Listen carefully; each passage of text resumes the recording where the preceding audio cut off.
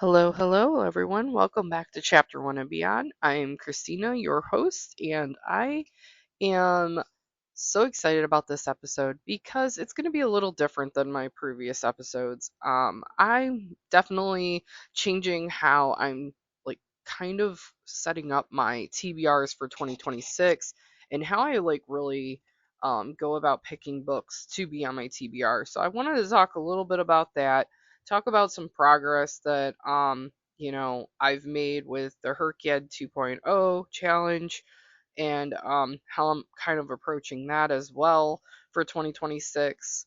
And just let's just chat, in general, because we're already 3 weeks into January. Today is January 19th as I'm recording this. And um, honestly, I am very, very happy with how I kind of go about indulging in books, how I choose my books, how, I feel like I'm in a flow where I feel like it's kind of like almost like it is a non lull or where I get stuck kind of situation.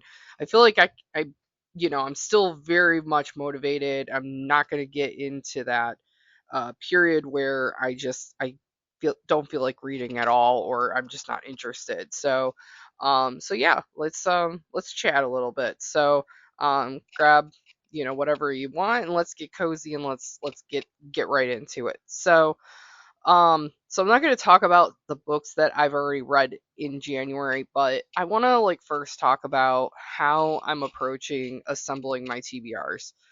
In the past, I've created different themed lists per month. I know when I actually had my BookTube channel, which I mean I technically still do. It's just podcast form, but I used to do actual videos. And what I would do is each month I would pick a theme and then I would only read books that were within that theme. So one of the months that I had done was like a superhero theme. So I would only read books that were specifically within that theme, which I found some really great awesome books in that method. But now that my reading has evolved, and honestly over the years I've just shifted preferences, and I've really kind of mindset shifted how I approach. If I don't like a book, I'm not going to finish it. Just flat out. I'm not going to torture myself and I'm not going to feel guilty about it. I just flat out am going to just toss it or get rid of it and just not worry about it anymore. Whereas before, I felt like I absolutely had to finish. It took weeks, not sometimes months to finish that specific book because I felt like I was forcing myself to finish it. So now I kind of approach where, it's kind of like a mix of mood reading versus planned reading. So, I will create these priority lists for the year, but I'm not going to get super down on myself if I don't finish every single book that's in that list. So yeah, for example, for January, I do have my 26 to read in 2026, but way I've been kind of structuring it is around my physical TBR, and that's the primary reason why I even created this podcast. Was my goal is to get my physical reads down and really get through all these books that I'm currently staring at on my shelves. And I still feel like I'm doing very, very well with that, but I do have a tendency to go on Libby for books that I do not own, and I will listen to them as I'm working and whatnot. So yeah, I mean, I feel like I balance that very well. If I'm in the mood for something other than fantasy, I'll go on there and I'll try to find a thriller or a mystery. Because I don't typically buy those books. I know that once I read it, it's a one and done situation for me. So I guess um if you're listening, and I'm curious, what are your thoughts? How do you go about constructing your personal to be read list? And do you kind of take a similar approach? Because I'm very curious on what you guys think. So I would love to have that discussion with everybody. But personally, for me, it just works that if I'm in the mood to read like a certain genre, or if I really need to stay focused, but at the same time too, um, you know, I want something that can be done within a day. Because most of the time when I'm reading audiobooks, I'm listening to them on 2x speed.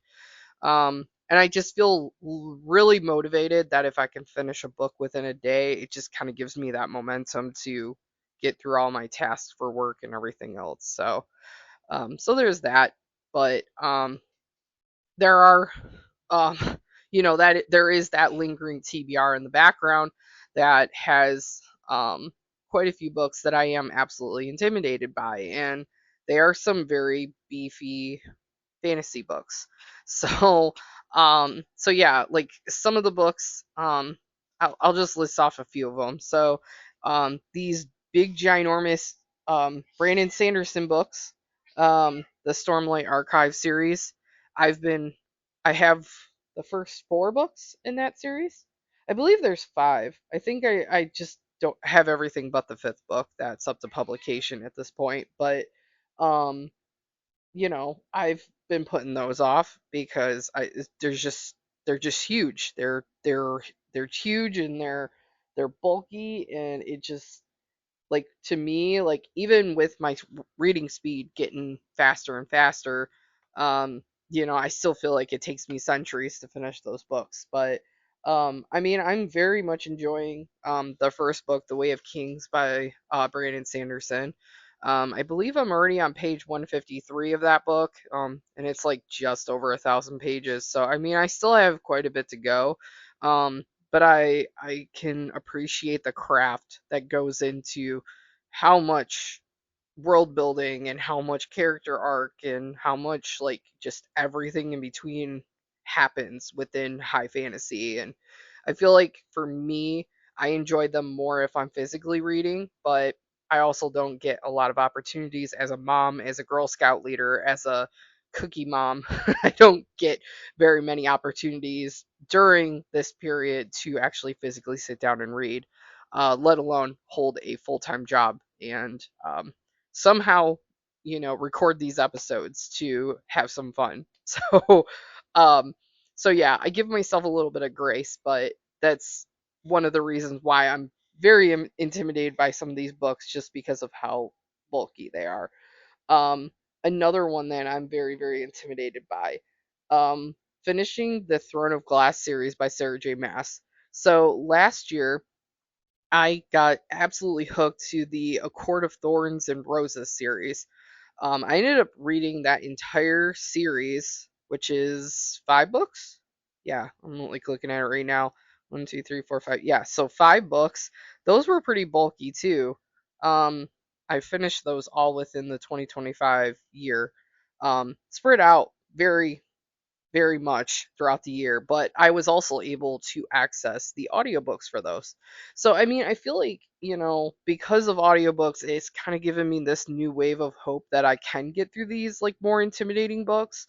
But I mean, I don't know. For me, the narrator for the Stormlight Archive series, I almost fall asleep with. Sorry, dude. I can't listen to his voice for too long because otherwise I just start falling asleep. So I feel like I am kind of cornered to, you know, unfortunately, physically read those, which again, I just don't physically have time.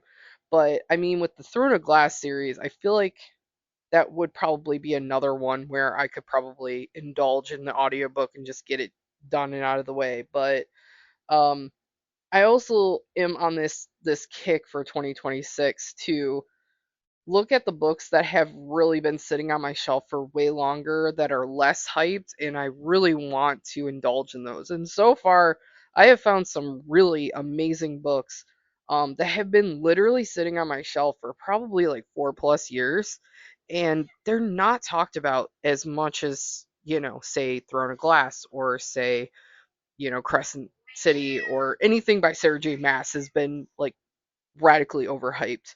But I mean, I want to get through the Librae Diviners series because it's absolutely fantastic. The first two books were just absolutely incredible.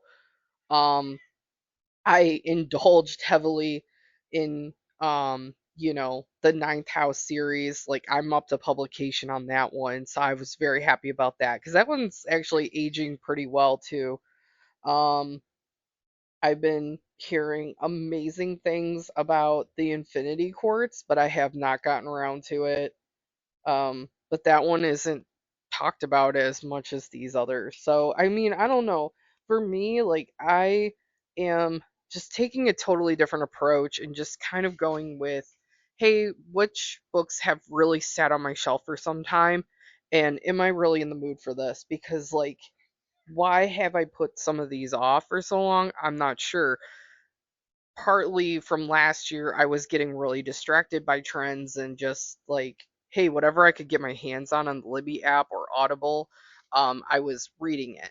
So, I mean, I feel like I really did a lot of damage with my physical TBR because of that, but there was also a tremendous amount of books in 2025 that I did not physically own that I did read and listen to. So I mean, as far as like 2026 goes, I am taking a shift in that and just like, these series like Dungeon Crawler Carl or like the Diviners. I'm just like really just soaking it in and just there's no rush on it. So, um as much as I want to like binge through it and just find out what happens with Princess Donna and Dungeon Crawler Carl, I'm taking my time. I'm really forcing myself not to go after book three, which is the Anarchist Cookbook.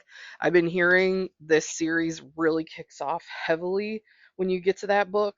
So I wanna soak it in and take it in. So I mean, I have been reading quite a few dystopian books. I'm not gonna say what I have read because I want to leave that for my recap for January episode, but I will say that um, some of the books, like sci-fi books, fantasy books, things like that, that I do have on my shelf, I found some really great gems. So, I mean, I feel like what approach I'm taking right now is best for me. I will say that my mini series that I have on this channel, my Try It or Trash It series, if you haven't checked that out, there's about 5 episodes in that. Definitely recommend checking it out on my podcast here. But those ones definitely forced me to kind of spin the wheel and like either I'm trying it or I'm getting donating it and getting rid of it. A lot of those books have been turning into, hey, I'm picking a bunch of classics, which I also have had on my shelf for some time. So that series in itself has been forcing me out of my comfort zone because a lot of those classics I've been putting off, or I just collected them and I have never read them. So it is kind of forcing me to read different content that I'm not used to reading. So, so yeah, I mean, that's the beauty of it. There's like no race, in my opinion, and there's no forcing of different content. Now, when it comes to Herkyad 2.0, I have lost a lot of steam behind finishing that challenge. And the only reason is that a lot of the titles that fit the prompts for Herkyad 2.0 are titles that I'm not really in the mood to read. Like a lot of them are like heavy hitting topics, like the nonfiction challenge prompt. I'm really not in the mood to read about a memoir or an autobiography or anything like that. I don't really have any self help books on my shelf, and I feel like it just doesn't do me justice to prioritize some of those books that I don't own because like my whole goal for 2026 is to get this book list down so that I can enjoy new books and I don't feel guilty about it, but that's just me. Am I robbing myself probably of amazing content that will inspire me in my personal life? Probably, but um, I just for some of those prompts, like even the queer alphabet, Like I would absolutely love to read more queer based content, but I physically do not own it, and I just don't see the point in going to the library when I have all these books here. Um, and you know, I just don't see a point. So for me, I've kind of lost a lot of steam because of that, because of my mentality like, hey, just stick with the books that you have here, and then eventually maybe you'll be able to get to a half price books, like, reading, you know, um because like that's where I usually get my books, is half price books. If I go to a bookstore, it's definitely half price books or a thrift store or something like that, cuz like I just can't stand spending 35, $40 on a book.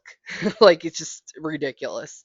Um just kills more trees, and it's just, it just takes up so much space. So, um, but I must say though too, like going through my physical TBR and just getting through a lot of these titles, I have been able to offload a lot, and I'm very appreciative of that, just because of the fact that I can make more room for books that I do want to physically own. Because like a lot of these books that I have read, I could totally see myself rereading. Like Dungeon Crawler Carl series, I could totally see myself rereading just as much as I reread like the Harry Potter series. Has it been a few years since I've reread my Harry Potter series? Yeah, it has, because like I've been prioritizing the other stuff. Am I excited that there is another installment of Heavenbreaker called Hellrunner coming out in 2026? Heck yes. That would probably be the only exception to the rule of me purchasing a new book, because I absolutely devoured that first book and I'm obsessed with that series. So, I mean, I don't impulsively buy like I used to. I feel like, BookTube, when I first joined as like a channel per se, um I feel like it kind of introduced this impulsive buying, and I felt like I had to like have so many of these books, and I just it just like after a while, like with during that break, it made me realize, ew, this is ick, and I really shouldn't just be buying books because like I physically want to own books. I want to be able to have books that I really really love and that I would revisit in the future. Like if God forbid, like a library shuts down and I have nowhere to grab a book, I will have a shelf that has my favorites, and I'll be able to revisit them in the future. Um, so yeah, that's primarily where I'm at. I do want to reduce how many bookshelves I have, but I don't know. There's a lot of books that I still don't physically own, and I absolutely love, and I want to own them, but I feel like it's gonna be a work in progress with that mindset. So, um, I mean, I don't know how I feel about having physical books. I could get an ebook. I could get like a Kindle or something like that, because like there's ebook versions and formats, and that would help with like the physical, asset, if you will. But I also know that technology sometimes, devices crash or whatever, and I'm worried about spending that kind of money and not having access to that content. So, because batteries exist, and things happen. So I don't know. I feel like if I physically own something, I don't have to rely on a device or technology. So, but hand in hand, I'm torn, because I don't want to have so much physical stuff to constantly, clean and organize and all that. So I don't know if any of you guys listening have similar, frustrations, but yeah, that's just kind of where I'm at. So, okay. So I know I went on a tangent there, but some other books that I'm absolutely intimidated by. Priory of the Orange Tree. That book is thick. Even the Bone Season and Day of the Fallen Knight by that same author, Samantha Shannon. girl, you know how to punch out books. Like these are thick. So, um, that's another one that has just been sitting on my shelf for some time. Um, I really need to get to it. So, I've been hearing really great things about it, and I really do want to, get to it. Serpent and Dove, Blood and Honey, and Gods and Monsters. I heard that series is absolutely fantastic. That has also been on my shelf for probably 4+ years. Absolutely intimidated by it because, it's a 3 book commitment. But yeah. And then Wheel of Time series. So I only own the first 6 books of that series. I think there's like 14 or 16 books in that series. I don't know off the top of my head, but I'm absolutely intimidated by like how many books are in a series too. Not just the size, because like some of those books from Wheel of Time series by Robert Jordan, they're um they're not that thick. I mean, but I've been hearing really great things about it, and you know it's just kind of been put off because I feel like once I start a series, I just need to keep going, and you know kind of like Dungeon Crawler Carl, now that I'm kind of invested 2 books in and on book 3, I feel like I need to keep going, but then I don't want it to go too fast. So it's a real conflict, let me tell you. And then there's moments where I'm just like, I'm not really in the mood for a fantasy at all, but I have my sci-fi books, and I have like Recursion and Black Matter, or I'm sorry, not Black Matter, Dark Matter by Blake Crouch. I've been hearing really great things about that, but I feel like I like anything with like time travel or like anything really in depth in like, kind of that sci-fi-esque like material. I feel like I really need to use my brain for that. So I've been kind of avoiding and not attempting to read those. Now, I must say recently, Charlie Jean Anders, I had quite a few of her books on my shelf, and I I'm really really loving her writing style. So I'm actually glad that I have those on my shelf. Um so that's another one that I've like kind of previously put off because I was intimidated by the content, but um honestly, like I feel like I could really take those on. Marie Lu was another one. Like I really got hooked to Marie Lu in 2025, and I can't stop. So because I've had, I read through Warcross and Wildcard. I have Red City that I read through. I have Steel Striker Sky Hunter. I believe that's another duology I have of hers. I have the Kingdom of Back by her. I just, it was part of that binge purchase, and it's one binge purchase that I'm really glad happened because she's absolutely fantastic. So, and then of course, Poppy War, that was another series I was absolutely intimidated by. I did read Catabasis before reading the Poppy War, and I'm really sad that that happened because the Poppy War, like the first book, was just epic. Like I just absolutely loved it, and now I really wish like my first exposure with R.F. Kuang was that. I did put down Babel last year. Like I had started it, and I was like, ew, there's like this abuse going on in this book, and I haven't been able to pick that one back up. But honestly, I feel like with the Poppy War, I feel like I can really see that through for 2026 as well. And that was definitely one I was intimidated by. Um, Anything else? I would say like the only other series an author that I'm definitely still intimidated by is my Cassandra Clare collection. I have the Dark Artifices, the Mortal Instruments, and I'm actually rounding out the Infernal Devices trilogy.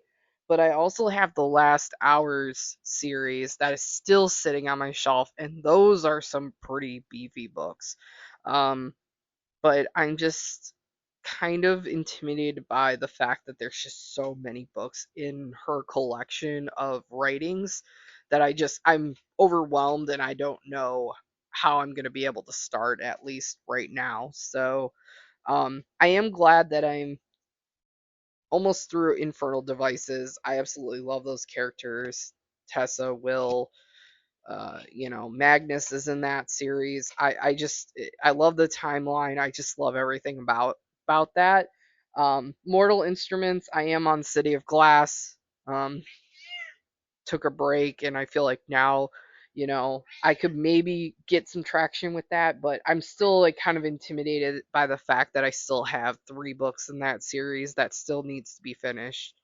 So, yeah, I mean, I don't know. It's just there's just a lot going on. And it's like a lot in my brain that's like, yeah, I want to read that, but then it's like, okay, I get to it and then kind of switch it up. So, um okay. So, let's get into the next topic here. So, when I go to decide for February start, so kind of hear me out on this, but um I feel like with how I am right now, I feel like I'm just going to be continuing like series in general. And I don't know about you guys, but for February, it's kind of like that in between, like where you're still in winter, but there's that, start to, hey, spring is being brought up, like Easter and things like that. You got St. Patrick's Day that comes up in March, and like just it's hard to like center like ideas around like what kind of books that you want to read like in this in between period. At least for me too. Um, but I don't know where I'm going with this, but at least like for February and March, I feel like I struggle badly with trying to figure it out. But I, at least with this new shift, I feel like I have enough in the queue that will keep me motivated. Um, so yeah, I mean, I'm really curious on your guys' thoughts. Like, how do you guys prevent yourselves from getting into a reading slump? Is what I should have said earlier in this episode. But I feel like the method that I have going right now is reading slump. Like it prevents reading slump guarantee, because I just have so much in the queue that I don't think I'm gonna run out of anything at this point, unless my mood changes again and I'm like, yeah, I really want to devour horror books or classic books, and I'm now running out of horror and classic. Um, so yeah, just let me know your thoughts on that. So, but yeah, I mean, I'm still feeling like I'm gonna be going strong with at least finishing about 8 to 10 books in a month. I know that was a trend in 2025 where I think one of the months I had like 22 books read. But I'm gonna be honest, you know, um, I don't know. We'll just kind of see the flow and how everything goes at this point. Um, so yeah, but let's see. So, books that intimidated me, how I'm reading differently, how I'm planning my TBR. I think that was everything. But yeah, I just appreciate you guys always like, coming in, listening, supporting this podcast, and I do appreciate those that have been spreading the word about this podcast. I know sometimes these episodes are hit or miss, but I hope that you are enjoying the content that I am sharing. And you know, um, I'm very much loving the creative process of this. So yeah, but all right, guys, I think that's all for today. Let me know your thoughts on your TBR creation approaches and how your reading is going so far for 2026 and what your goals are.